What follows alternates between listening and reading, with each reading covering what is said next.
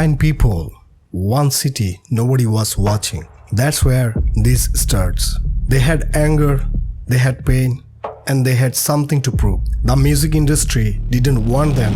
Critics tore them apart. Even parents were scared of them. Most people took one look and saw monsters. But millions of kids who felt like outsiders looked at the same thing and saw themselves.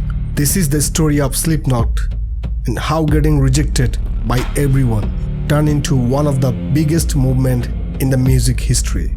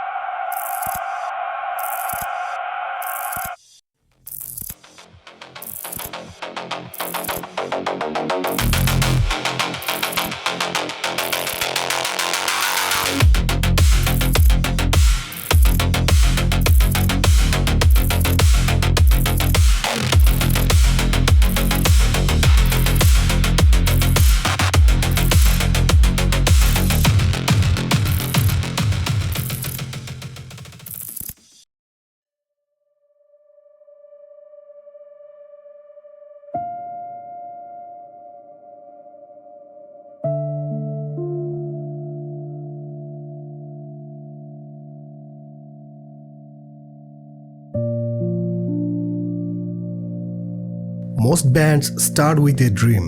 Slipknot started with frustration. Des Moines, Iowa, in the mid-90s.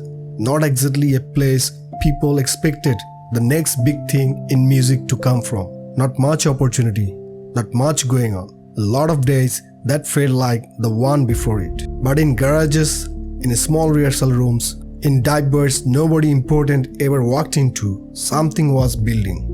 A group of musicians wanted to make something heavier than anything else out there. Something that actually sounded like what they were feeling. Not polished, not safe, just honest. They weren't trying to get into the music industry. They were trying to get as far away from it as possible. Labels heard the demo and passed, then passed again. Show after show, they played to half-empty rooms in a city that barely knew they existed. Nobody was telling them they would make it. Nobody was telling them anything.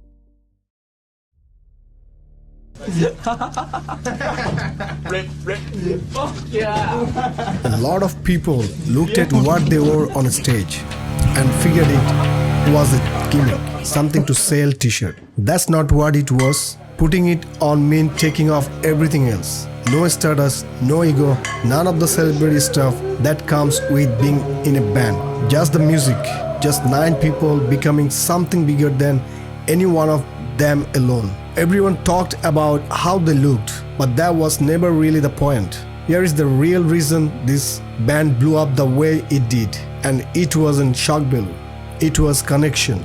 There were millions of people out there who felt invisible, ignored, like nobody actually got them. This band wasn't telling those people to be perfect. It was telling them they weren't alone in feeling broken. That's why it turned into a movement. Not because people were obsessed with how the band looked, because they understood the pain underneath it.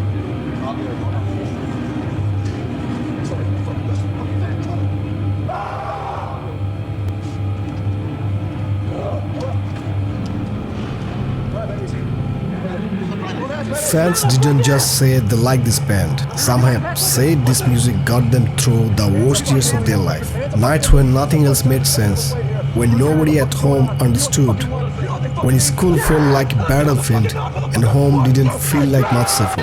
For a lot of people, this was the one thing that didn't ask them to be okay. It didn't tell them to smile through it.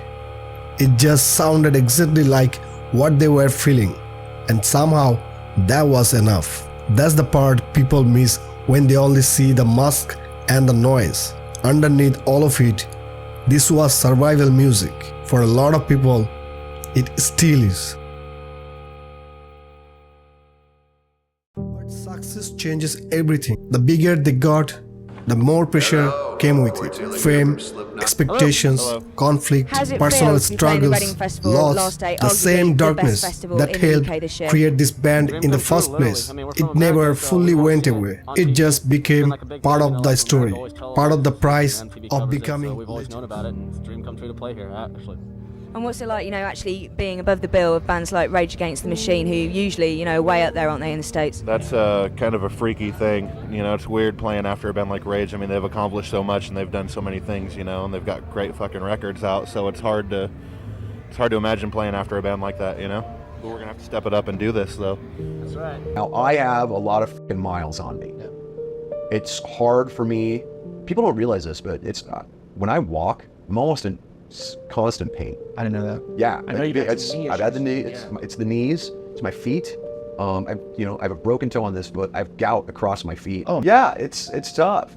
I'm not as nimble as I used to be. I'm not 35 anymore. Right. I have to take time away from certain shit, or I'd have to do it in the time that I afford my family. Oh, yeah. You know what I mean? You don't want to give that up. And at this point in my life, that time is becoming even more precious to me. And you're right for that. Yeah, I mean, it still bums me out that there are huge pieces of Griffin's life that I'll never get to see because I was working. Right. Now he understands it now because of he's doing it, but that doesn't change the fact, So learning that, it's made me turn around and look at my daughter's life now and go, no, Right. I need to make sure that I'm there for her. In 2010, the band lost one of its founding members.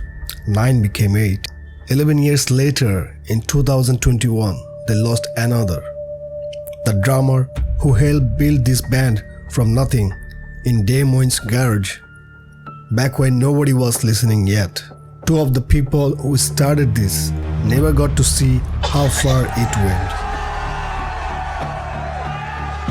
Decades later, this is still one of the most influential bands in metal, but the legacy is bigger than the music. It's proof that outsiders belong somewhere, that pain can turn into art, that getting rejected doesn't break you. Sometimes it's exactly what makes you stronger, and sometimes the people the world is most afraid of are just the people it never bothered to understand. The world saw chaos, the world saw monsters, but behind all of it was a group of people fighting battles nobody else could see. They did not become legends because the world accepted them. They became legends because they refused to just disappear. And in doing that, they gave millions of outsiders somewhere to belong. This is Ghost Legion, where we go looking for the real people behind the sound.